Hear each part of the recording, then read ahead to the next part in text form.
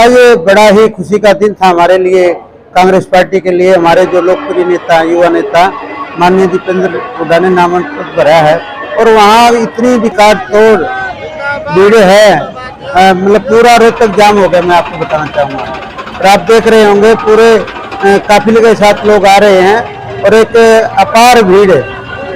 इसलिए हुई है कि वो लोकप्रिय नेता है, करोड़ों युवाओं की दिलों की धड़कन है। इसमें माननीय चौधरी भूपेंद्र सिंह हुड्डा और हमारे प्रदेश अध्यक्ष उदयवान जी और जितने भी विधायक हैं वर्तमान में, सारे विधायक, पूर्व मंत्री, पूर्व विधायक और कांग्रेस पार्टी के वरिष्ठ नेता सारे इस कार्यक्रम में मौजूद हैं।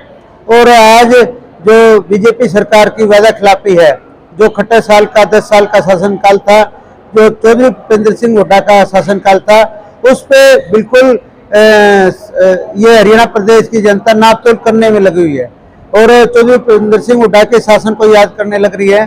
क्योंकि चौधरी भूपेंद्र सिंह हुड्डा ने 10 साल में चाहे कर्मचारी हो, व्यापारी हो, गरीब हो, मजदूर हो, सबके लिए जन कल्याणकारी योजनाएं लागू की और प्रदेश में विकास करने का काम किया।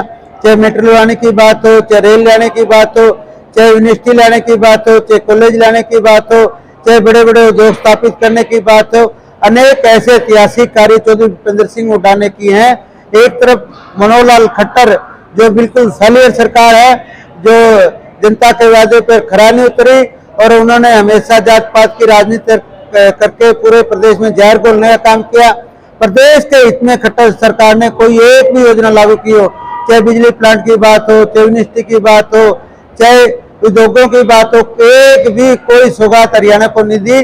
बल्कि हरियाणा में जो भी आंदोलनकारी उनकी समय के वादे याद दिला रहे थे, चाहे किसान थे उस पर लाठियां चार्ज की गई और किसानों पर संगीन मुकदमे दर्ज किए गए, चाहे व्यापारी आंदोलन करने आए कोरोना में उन पे लाठियां बांधी गई, सरपंच अपनी मांगों को लेकर आंदोलन करने आए उन पे लाठियां बांधी गई, आशा वर्कर अपनी मांगे मांगने के लिए आए उन पे लाठियां बांधी गई और युवा अपने रोजगार के लिए लड़ाई लड़ रहे थे उन पे लाठियां बांधी गई।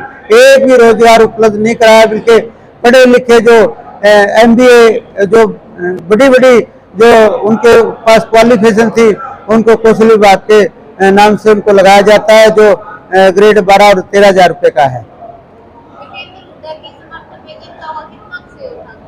जनता का दीपेंद्र हुड्डा को इतना सहयोग होना है, मैं बताऊंगा बिल्कुल लोकप्रिय नेता हुए। बिल्कुल मैं तो उनको हिंदुस्तान का युवाओं का लोकप्रिय नेता मानूंगा और उसके प्रति इतना प्यार, इतना स्नेह, बिल्कुल जनता उनके पक्ष में मुड़ पड़ी और अब की बार अरविंद शर्मा की जमानत जब्त करा के ही छोड़ेंगे। और मैं आपको बताना चाहता हूँ पूरे हरियाणा में हुड्डा साहब की लहर है, हुड्डा साहब का जलवा है और हुड्डा साहब के नेतृत्व में कम से कम 9 सीट कांग्रेस पार्टी की और 1 इंडिया गठबंधन की सीट अवश्य जीतेंगे। एक बयान आज अखबार में भी आया है, मोदी जी ने कहा भी राहुल गांधी को प्रधानमंत्री देखना चाहती है पाकिस्तान की जनता, क्योंकि देश को कमजोर करने के लिए। देश के प्रधानमंत्री नरेंद्र मोदी देश की जनता को मूर्ख बना रहे हैं, इनके पास कोई मुद्दा नहीं। बिल्कुल ऐसी बयानबाजी जो आप देख रहे होंगे, बिल्कुल अनहोनी बात कर रहे हैं, अशोभनीय बात प्रधानमंत्री कर रहे हैं। प्रधानमंत्री सबसे झूठे प्रधानमंत्री साबित हुए हैं।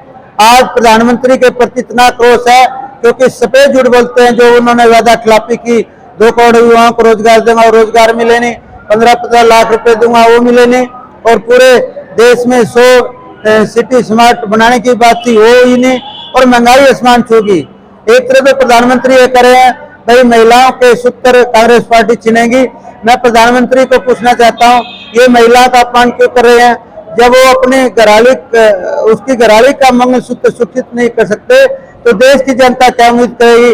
और अगर कोई मंगलसूत्र की महंगाई की बात आप करो, कांग्रेस पार्टी के राज में ये सोना 10-15 हजार रुपए तोला होता था, आज कम से कम 60-70 हजार रुपए तोला है।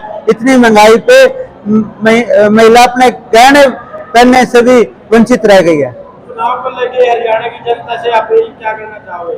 हमारी जनता से अपील है, मैं आपको बताना चाहूंगा, अब तो जनता ही